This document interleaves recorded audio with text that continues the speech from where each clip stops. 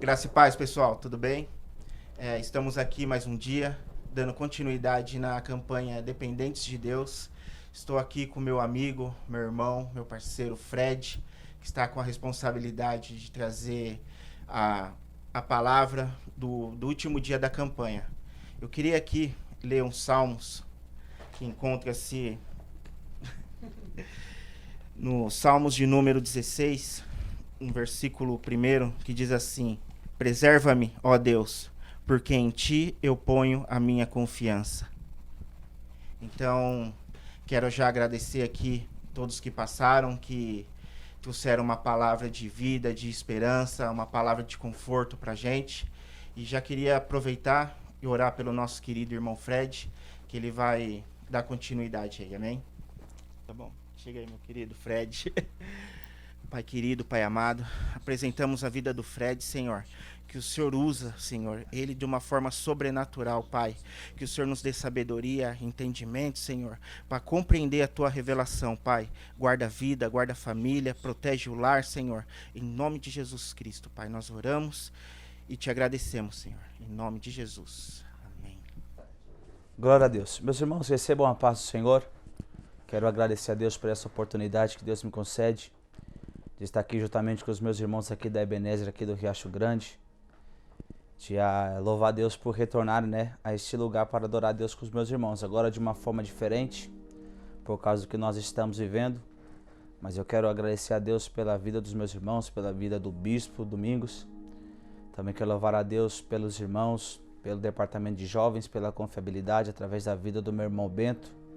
Também a todos os irmãos aqui da organização que estão trabalhando em prol deste culto online dos jovens. E eu tenho a certeza que Deus ele tem uma palavra para você que vai assistir esse vídeo, assistir esse culto.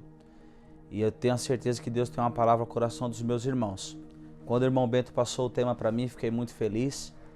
E não vou fugir dessa temática porque é um tema muito importante para nós que estamos vivendo esses dias. E somos dependentes de Deus, e esse tema não podia fugir nesse trabalho tão bonito que os meus irmãos estão aqui fazendo aqui na congregação da Ebenezer, na igreja da Ebenezer aqui do Riacho Grande.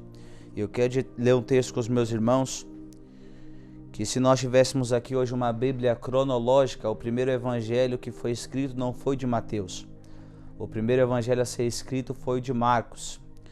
E eu quero ler aqui Marcos capítulo 5, versículo de número 35 e 36, um texto muito conhecido de todos nós que lemos e estudamos a Bíblia, um texto muito pregado.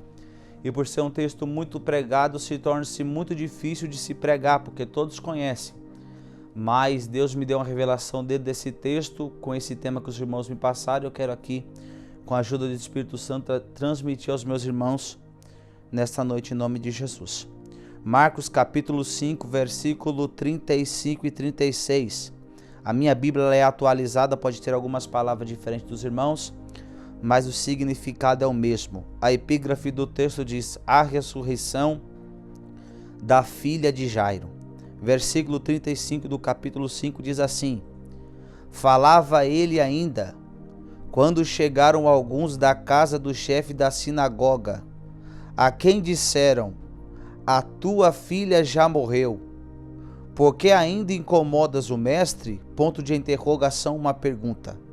Versículo de número 36. Mas Jesus, sem acudir às tais palavras, disse ao chefe da sinagoga: não temas, crê somente. Eu só quero repetir aqui a parte final para os meus irmãos frisarem em vossos corações. Não temas, crê somente. Um texto muito conhecido de todos nós que estudamos e lemos a palavra de Deus, mas até eu chegar dentro desse tema, dessa temática que Deus colocou em meu coração, eu tenho que trazer uma breve introdução para os meus irmãos entender claramente a mensagem de Deus. Quando nós estudamos a vida de Jesus, Jesus, o verbo que se fez carne, habitou neste planeta chamado Terra. Jesus, quando esteve aqui fisicamente falando, Cristo ele foi criança, Cristo foi adolescente, Cristo também foi jovem, até chegar na sua idade considerada a idade adulta. Cristo foi até o Jordão para João Batista o batizá-lo. Quando João Batista batiza Jesus, quando Jesus sobe das águas do Jordão, acontece três coisas. Primeiro, o céu se abre. Segundo, a voz do Pai ecoa, dizendo: este é o meu Filho amado, a quem eu muito me comprazo. E terceiro, o Espírito Santo desceu. Depois deste fato, Cristo foi levado pelo Espírito ao deserto. O adversário fez várias propostas para o nosso Cristo, mas o nosso Cristo não aceitou as propostas do adversário. Mas o nosso Cristo, ele permaneceu no propósito do Pai. Depois deste fato, Cristo começa a escolher os seus discípulos. Jesus foi convidado para um casamento em Caná da Galileia. Jesus, ele transformou a água em vinho. Cristo, dentro da Bíblia, operou diversos milagres. E dentro desses milagres que Jesus operou, dentro da Bíblia, Jesus operou 3 ressurreições milagrosas. O que é ressurreição milagrosa, irmão Fred? É a pessoa morrer, Cristo ressuscita ela volta a ter a tua vida normal e depois morre novamente. Cristo, dentro da Bíblia, ressuscitou a filha de Jairo, que é o texto que nós vamos falar aqui nessa noite. Cristo, dentro da Bíblia, ressuscitou o filho da viúva de Naim. E Cristo, dentro da Bíblia, ressuscitou o seu amigo amado por nome de Lázaro. Mas o que eu vou falar aqui é sobre a ressurreição da filha de Jairo. Mas para os meus irmãos entenderem e ficar bem claro, Jesus, dentro da Bíblia, ele passou por diversas cidades. Entre elas, Jesus foi também na cidade de Nazaré, a sua cidade onde ele não foi bem recebido. Aonde o próprio Cristo disse: o seu profeta em sua própria casa, ou sua própria pátria, ele não tem honra. Mas Jesus, ele passou em uma cidade a qual ele amava estar. Jesus amou por um lugar que ele era muito bem recebido e acolhido por toda a população daquela cidade. Aí você me pergunta, irmão Fred, que cidade é essa? Vou te dizer: Cafarnaum. Cafarnaum, na língua hebraica, é aldeia de Naum, aldeia das consolações. Cafarnaum, geograficamente falando, fica ao lado norte do mar da Galileia. Jesus, uma certa feita, quando ele chega em Cafarnaum pela primeira vez, depois de escolher os seus discípulos, num dia de sábado, Jesus ele vai para a sinagoga de Cafarnaum. E quando Jesus ele chega na sinagoga de Cafarnaum, ele começa a pregar, começa a ensinar. Ao ponto daqueles que estavam na sinagoga começavam a dizer: mas quem é esse? Nós nunca vimos ninguém pregando com tal autoridade. E nesse dia na sinagoga entra um homem com espírito imundo e Jesus ali liberta aquele homem. Todos ficam admirados porque Jesus operou aquilo dentro de uma sinagoga. E quem era o chefe da sinagoga? Jairo. Mas Jesus ali, depois de operar nesse sábado, esse milagre, Jesus ele vai para a casa da sogra de Pedro. O interessante, meu irmão Bento, que a Bíblia vai dizer que a sogra de Pedro está com um problema. Qual febre? Isso aqui mexe comigo, os meus irmãos que estão aqui comigo. Isso aqui mexe comigo. Porque febre não é enfermidade, não é doença. Febre é um sintoma de que algo no seu corpo está com problema. E a febre da sogra de Pedro era tão forte que ela estava acamada. E ela não conseguia servir Jesus. Imagine vocês recebendo Jesus na tua casa e você não poder servir Jesus. Ela não podia servir Jesus por causa que ela estava acamada com febre. Mas Jesus estende a mão para ela e cura ela. E depois que ela foi curada, ela começou a servir Jesus. Isso aqui é interessante, porque quem está com febre, trazendo para os dias de hoje espiritualmente, não consegue servir Jesus. Aí você me pergunta: qual é a febre trazendo para os dias de hoje? Vou lhe dizer, uma pessoa que está com febre espiritualmente falando é aquela que não consegue mais ler a palavra. É aquela que não consegue mais orar. É aquela que não consegue mais jejuar. Eu aprendi uma coisa, que Deus ele sempre fala para alguém que vai ouvir. E Deus está falando com você que vai ouvir essa mensagem. E Deus está dizendo que ele tem a cura para esta febre que você está vivendo. Jesus ele vai te curar, você vai voltar a orar como antes. Você vai voltar a ler a palavra como antes. Você vai voltar a jejuar como antes. A chama do primeiro amor, ela vai voltar para dentro do teu coração. E me chama muito a atenção que a multidão se aglomera na frente da casa da sogra de Pedro. E ali muitos foram curados, diz a Bíblia. Mas o interessante é que Jesus ele vai se afastar com seus discípulos. Jesus ele vai passar, irmão Bento, a noite inteira no monte orando. Porque Jesus vai dizer para os seus discípulos, todos ali daquela cidade de Cafarnaum receberam Jesus muito bem. E todos ali foram, porque quando você recebe Jesus bem, você é beneficiado. E ali a cidade toda foi beneficiada, porque Jesus começou a operar diversos milagres ali. Mas Jesus foi passar a monte em oração com os seus discípulos, passar a noite no monte em oração com os seus discípulos. E disse assim, irmão Bento, não, nós temos que ir para as outras cidades, porque a minha missão não é só aqui. Eu tenho que ir pelas outras cidades. E Jesus, ele vai para as outras cidades. E Jesus começa a pregar nas outras cidades. Até chegar, irmão Bento, uma certa feita, Jesus dizer para os seus discípulos, entra no barco, nós vamos para uma cidade, nós vamos passar para o outro lado, mas nós vamos para uma outra cidade. Diz a Bíblia, Jesus estava indo para a região de Gadara, e quando eles estavam, irmão Bento, no meio do mar, diz a Bíblia que veio uma grande tempestade. Mas o interessante, meu irmão Bento, sabe o que mexe comigo? Que veio uma grande tempestade, querendo impedir Jesus e os seus discípulos de chegar até Gadara. Mas Jesus já tinha feito uma promessa antes de entrar no barco. Passamos para o outro lado. Jesus já havia prometido que eles iam passar para o outro lado. Mas o interessante é que levantou uma grande tempestade, irmão Bento. E sabe o que acontece? Jesus está na polpa do barco dormindo. Aí vem uma grande tempestade. Os discípulos vão até Jesus e vai acordar, mestre, nós vamos perecer, a tempestade está grande. Jesus acalma o vento, acalma a tempestade e vai dizer para os discípulos, homens de pouca fé. Isso aqui mexeu comigo. Estava uma grande tempestade mesmo. E ali era uma tempestade demoníaca, porque eles queriam impedir que Jesus chegasse até o outro lado. O inimigo queria impedir de Jesus chegar até o outro lado. Mas os discípulos ficaram com medo e vão acordar Jesus. E acorda Jesus, Jesus acalma a tempestade. Aí vai dizer para eles, homens de pouca fé. Mas por que Jesus disse homens de pouca fé? A tempestade era grande mesmo, irmão Bento. A tempestade estava forte, eles acordaram o mestre, porque o mestre era o recurso. É que eles não entenderam que Jesus estava na polpa. Isso aqui mexeu comigo. Jesus não estava na proa do barco. Jesus estava na polpa. E quem guiava o barco não era quem estava na proa. Quem guiava o barco, quem estava no controle é quem estava na polpa.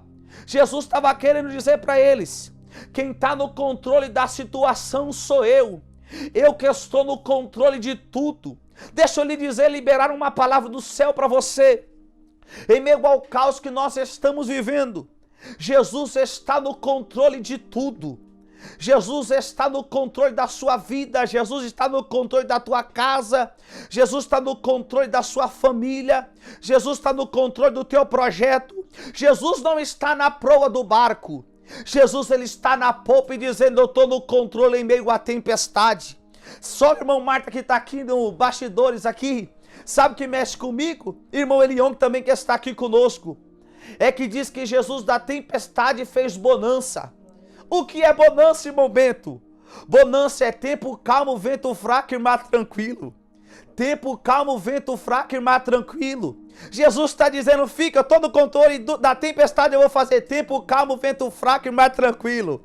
Tempo calmo, vento fraco e mar tranquilo. Jesus está no controle de tudo. Interessante que Jesus ele vai para Gadara. E nós sabemos que tinha um homem ali endemoniado e Jesus liberta aquele homem. Mas chega uma certa feita, Jesus diz, vamos voltar para Cafarnaum. Estou com saudade daquela cidade. O interessante é que quando a cidade de Cafarnaum, a população ficou sabendo que Jesus ia voltar para Cafarnaum, a cidade vai para toda a cidade para a beira do mar. E o que mexe comigo é que tem um chefe da sinagoga, que viu Jesus operando um dia no sábado dentro da sinagoga. Esse homem bem estabilizado na sociedade, financeiramente, eclesiasticamente, um homem conhecido por todos, está com um problema. Na onde? Na sua casa. A sua filha, quando ele saiu de sua casa, está enferma. E ele sabendo que Jesus vai vir para a cidade, e ele conhecendo Jesus, sabendo que Jesus tem poder de resolver, tem poder para resolver aquilo que ele estava vivendo, ele vai até a beira do mar esperando Jesus chegar. Só que não era só ele, era toda a cidade. Só que chama a atenção que quando ele chega até a beira do mar, que quando Jesus desce do barco, ele faz algo que mexe comigo. Ele, antes de falar nada de seu problema, primeira coisa que Jairo faz, ou no grego Jair, o que ele faz é se prostrar no pé de Jesus. O que ele estava querendo dizer, antes do meu problema, eu não vou se apegar na minha condição eclesiástica, eu não vou pegar na minha situação financeira, porque o meu cargo eclesiástico, a minha condição financeira, a minha vida, os meus bens não podem resolver o meu problema. O único que pode resolver o meu problema é Jesus. E eu vou até ele. E a primeira coisa que ele faz é se prostrar aos pés de Jesus. Deixa eu lhe dizer uma coisa. O que nós temos que fazer nos dias em que nós estamos vivendo é se prostrar nos pés de Jesus. Porque quando Jairo se prostra, e se prostrar no original, quem estuda sabe que é adoração e súplicas ao rei.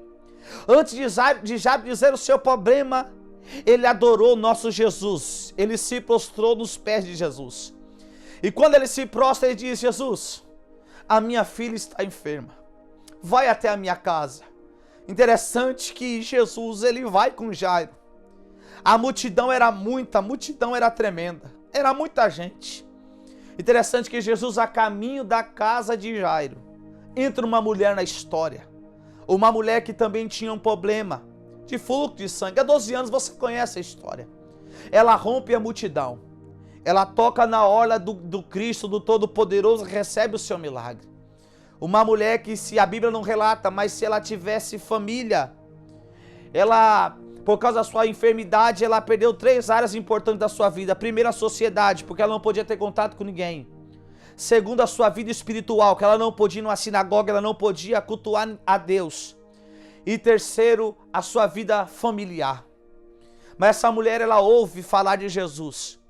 Ela vê Jesus como a sua última chance, porque ela perdeu todos os seus bens com médicos, mas ela rompe a multidão, toca na orla do Cristo e ela foi curada. O interessante é que até os próprios discípulos de Jesus dizem: olha, quem me tocou? O seu discípulo vai: Jesus, mas a multidão é grande e te apede. Jesus: não, tem alguém que me tocou diferente, porque eu percebi que de mim saiu virtude, que de mim saiu poder. Aquela mulher se apresenta em meia multidão ainda com medo por causa de sua situação. Jesus vai dizer: a tua fé te salvou, vai em paz. E ela foi curada daquele mal. Mas o interessante é que quando Jesus, de momento, está dizendo ainda essas palavras para a mulher do fluxo de sangue, vem uns, da onde? Da casa de Jairo. E vai liberar uma palavra para Jairo: Jairo, não incomodes mais o mestre, porque a tua filha já está morta. Olha, irmã Marta, que isso aqui mexe comigo, e eu estou sentindo Deus aqui. Isso aqui mexe comigo. Olha, imagine você, um homem todo feliz, porque Jesus estava indo em direção à tua casa para resolver o seu problema. E quando está na metade do caminho para chegar até a tua casa, para resolver o problema, vem uns da tua própria casa. E vai dizer: Jairo, não incomoda mais o mestre não, porque a sua filha já está morta. Imagine você, o semblante de um homem que estava feliz, a tristeza bate. Mas eu amo Jesus, irmão, porque Jesus vai dar a resposta. Quem dá a resposta não é Jairo. Aqui Jesus, ele toma a frente. Jesus, ele não vai dar a resposta para aqueles que trouxeram a notícia negativa. Jesus vai dar a resposta para aquele que recebeu a notícia negativa. Porque Jesus não está preocupado com quem dá a notícia negativa. Jesus está preocupado com aquele que recebeu a notícia negativa. Jesus, ele vai olhar para Jairo e vai dizer claro e rápido. Jesus não vai dizer muito não. Jesus vai dizer: Jairo, não temas, crê somente. Olha que coisa linda, irmão. Aqui tem 2 lados da moeda: aqueles que dão a notícia negativa e a palavra de Jesus. Deixa eu te dizer uma coisa, trazendo para os dias em que nós estamos vivendo, você vai dar ouvido para qual lado? Para a palavra de Deus, para a palavra de Jesus, ou para aqueles que dão notícia negativa? Eu vou ser sincero e dizer de mim mesmo: você vai dar ouvido para os meios de telecomunicações que quer colocar terror, pânico, para você ficar morrendo de medo? Ou você vai dar ouvido à palavra de Deus? Eu vou dizer a minha opinião. Eu, Fred, pode dizer por mim. eu vou dar ouvido à palavra de Deus. Porque se a palavra de Deus diz para mim, 1000 cairão ao teu lado, 10.000 à tua direita, eu vou ficar com a palavra, não vou ficar com os que dão notícia negativa. Se a palavra de Deus diz para mim, nenhuma praga, nenhum mal chegará à tua tenda, eu vou ficar com a palavra de Deus. Se a palavra de Deus diz para mim que Deus é o meu refúgio e fortaleza, socorro bem presente na hora da angústia, eu vou ficar com a palavra de Deus. Se a palavra de Deus diz para mim, eleva os meus olhos para os montes, de onde me virá o socorro, eu vou ficar com a palavra. Se a palavra de Deus diz para mim, uns confiam em carro, outros confiam em cavalos, mas nós confiamos e fazemos menção no nome do Senhor, o nosso Deus, eu vou ficar com a palavra. Se a palavra de Deus diz para mim, não temas porque eu estou contigo, não te assombres porque eu sou teu Deus, eu vou ficar com a palavra. Se a palavra de Deus diz para mim, alegrai-vos na esperança, sede paciente na tribulação e perseverar em oração, eu vou ficar com a palavra de Deus. Eu vou lhe fazer uma pergunta que eu não tenho poder de responder para você. De que lado você vai ficar? Daqueles que dão notícia negativa, que está dizendo que igreja vai fechar, que vai dizer que pregador itinerante vai morrer de fome, que as portas da igreja vai se fechar, não tem problema, você tem esse direito. Mas eu fico com a palavra de Deus que diz, as portas do inferno jamais, nunca prevalecerão contra a igreja de Cristo. Essa igreja sempre vai permanecer de pé, porque foi fundada em Cristo Jesus, o nosso Deus. O interessante é que Jairo, para nós correr e terminarmos, Jairo, irmão Bento, ele ficou com a palavra de Jesus. Mas Jesus, ele fez algo. Agora só vai para a casa de Jairo Pedro, João, Tiago, Jesus e Jairo. Quem não acredita não vai ver o milagre não. Vamos lá. Interessante que quando Jesus chega na casa de Jairo, tinha um pessoal lá e estava chorando. Jesus disse, não precisa chorar não, a menina não está morta, a menina está dormindo. Interessante que começaram a zombar de Jesus. Jesus disse, tá bom, sobe Pedro, João, Tiago, subiu Jairo, o pai da menina e a mãe da menina, e foram para o quarto onde estava a menina. Interessante que só vai ver o milagre quem tem intimidade com Deus. Só vai ver o milagre aquele que crê. Interessante que Jesus, irmão Bento, meus amados irmãos, o interessante é que Jesus, ele ressuscitou a menina, que a menina estava morta. Mas o que mais mexe comigo, sabe o que é? Que depois da menina ressuscitar, Jesus disse, dá de comer para a menina. Olha que coisa, a revelação de Deus eu tenho para você. Eu me questionei e eu, muito simples, falei, Jesus, será que quando alguém morre o Senhor ressuscita, ela ressuscita com fome? Por que o Senhor não falou para o filho da viúva de Naim comer quando o Senhor ressuscitou ele? Por que o Senhor não pediu para Jairo comer e depois ressuscitou ele depois de 4 dias? Mas por que o Senhor deu essa ordem para dar de comer para a menina? Isso aqui Jesus falou dentro da minha alma e do meu coração. Eu amo ler. O Bento sabe, tenho muitos livros na minha casa, eu amo ler. Eu amo estudar, mas o que eu vou falar aqui não está no livro. O que eu vou falar aqui foi revelação de Deus. Jesus deu a ordem para o pai e para a mãe da menina dar de comer. Porque a responsabilidade, a menina tinha 12 anos, vamos trazer para nós hoje uma adolescente. A responsabilidade de dar alimento para uma criança, para um filho adolescente, é de Jesus? Não. É de Pedro? Não. É de Tiago? Também não. É de João? Também não. A responsabilidade de dar alimento para um adolescente é quem? O pai e a mãe. Jesus estava querendo dizer com isso, para dar de comer para a menina, dizendo para os pais, para Jairo e a mãe da filha da menina, que não, a Bíblia não diz o nome. A minha parte eu já fiz, que foi operar um milagre. Agora a responsabilidade de cuidar do milagre não é mais minha, é sua.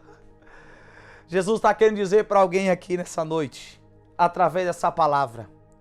A parte de Jesus, fique tranquilo, ele já fez, que é operar o milagre. Agora a responsabilidade de cuidar do milagre que Jesus operou na sua vida não é mais dele, é sua. Simples e objetivo para nós terminarmos. Quando você ora para Jesus abrir uma porta de emprego, Jesus ele vai e opera o milagre, abre a porta. Agora a responsabilidade de cuidar da porta que Deus abriu, do milagre que Deus operou, é de quem? É sua. Valorize o milagre que Jesus está operando na sua vida. Eu quero aqui, com meus olhos da fé, na revelação da palavra. Jesus, ele operou o milagre dentro da casa. Algo que estava morto dentro da casa. Jairo não deu ouvido à notícia negativa, porque Jairo ele era dependente de Deus, dependente de Cristo. E o milagre que Jesus operou foi dentro da casa. Jesus ressuscitou algo que estava morto dentro da casa. Deixa eu explicar simples para a gente terminar. Jesus está dizendo para alguém, aquilo que estava morto dentro da tua casa, Jesus está dando vida a intermédio dessa palavra. Eu vou ser mais claro e simples. Na sua família, aquilo que estava morto, Jesus está dando vida. Nos teus sonhos, aquilo que estava morto, Deus está dando vida. Tem pessoas que vão ouvir essa mensagem, que o seu sonho era pregar, seu sonho era cantar, seu sonho era tocar, mas o adversário colocou, agora morreu nada, ele é mentiroso, ele é o pai da mentira. Jesus está dizendo, eu estou ressuscitando para a glória do meu nome. Que Deus abençoe os meus irmãos em Cristo Jesus. As minhas últimas palavras é, seja dependente de Deus. E eu quero aqui, a intermédio dessa palavra, seja dependente de Deus. Eu estava conversando aqui nos bastidores com os meus irmãos aqui, falando sobre dependência de Deus para nós terminarmos. O que é ser dependente de Deus? No Sermão da Montanha, nas bem-aventuranças que Jesus vai dizer no grego, Macairos de Deus, Jesus vai dizer, bem-aventurado são os pobres de espírito, porque deles é o reino de Deus. Eu até comentei com os meus irmãos, quem é que gosta de ser chamado de pobre? Ninguém, irmão. Ninguém. Mas Jesus disse, bem-aventurado, bem mais do que feliz é os pobres de espírito, porque deles é o reino. O que é ser pobre de espírito? Vou te explicar e termino. Uma reflexão bem simples, eu quero trazer para você entender. Agora não, que está tudo fechado. Mas o ano passado, final de ano, por exemplo, quando você andava na Marechal, ou em outra rua bem movimentada com muito comércio, trazendo para nós aqui que somos de São Bernardo do Campo, Marechal Deodoro, quando tinha tudo aberto, ficava pessoas em porta de banco, em porta de loja, aquelas pessoas enfermas, e quando você passava pela calçada, elas olhavam para você e diziam, me dá uma moeda, me dá um dinheiro, eu preciso comprar um pão, eu preciso comprar uma marmita, eu preciso comprar um alimento, eu preciso comprar um remédio. E a gente passava e dava ali, alguns dá, outros não. Aí o que é ser dependente? Vou te dizer, ser pobre de espírito é como essas pessoas que ficam pedindo esmola. Mas trazendo para nós, para você entender, é eu e você, olhando para o Deus poderoso, Criador do céu e da terra, e dizendo para Ele, eu dependo de você para me sobreviver. Eu dependo de você para respirar. Eu dependo do Senhor para me adorar. Eu sou total dependente de Ti. E nessa noite, você que vai ouvir essa mensagem neste culto dos jovens, seja pobre de espírito, seja dependente de Deus. Eu vindo aqui a caminho, falei com a minha esposa, eu não sou dependente do governo, eu sou dependente de Deus porque a nossa vida está na mão de Deus. As minhas últimas palavras aqui é, que Deus continue abençoando os meus irmãos com as mais ricas bênçãos do céu e que o nome de Deus vai continuar sendo glorificado através da vida dos meus irmãos. Que Deus continue abençoando o Bispo Domingos, seu ministério, os obreiros, as obreiras, a toda a membresia da Igreja Ebenezer aqui do Riacho Grande, que nós temos um carinho especial. E através dessa mensagem, eu não posso terminar sem perguntar se tiver alguém que queira aceitar Jesus. como Salvador de sua vida. Não tem algo melhor. Seja dependente de Cristo. Aceite Ele como Salvador.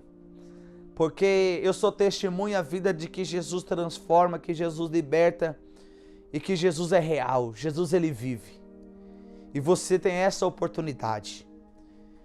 Não termina este mês, esse dia, sem aceitar Jesus. Porque Jesus, Ele está de braços abertos, te esperando, que Ele quer te dar uma nova vida e uma nova história. Que Deus abençoe os meus irmãos e eu agradeço a oportunidade de Jesus. Deus abençoe.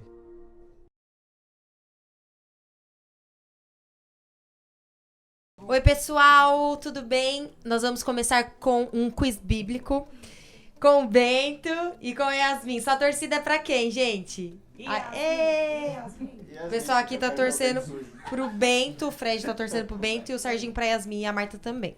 Vamos ver quem vai ganhar, tá? A gente vai fazer perguntas bíblicas. Quem acertar primeiro não toma farinhada na cara e quem falar por último ou não souber a pergunta, né, a resposta no caso, vai tomar farinhada. Então vamos lá.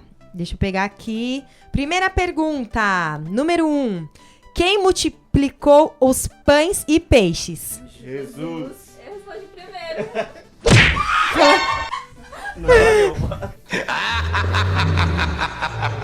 Próxima. Hebreu que governou o Egito. José. Você! Bate coisa dela agora.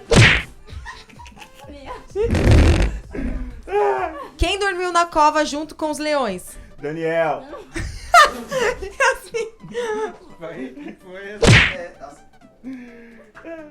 Quem nasceu na costela de Adão? Eva. Quem matou o gigante Golias? Davi. Yasmin.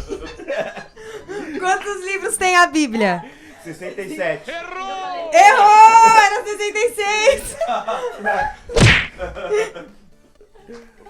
O que o arco-íris representa? Aliança com Acertou já! Noé. Quantos dias durou a criação? 7. Erraram! 6. Erraram os dois. Porque são 6, 7 ele descansou. Essa que eu errei também. Complete a música. Pedro, Tiago. No barquinho. Quem no barquinho? João. Quem foi engolido por um grande peixe? Ah, Jora. Quem era a criança que Abraão iria sacrificar? Isaac. Ah, encerrou, gente! Valeu, galera. Deus abençoe.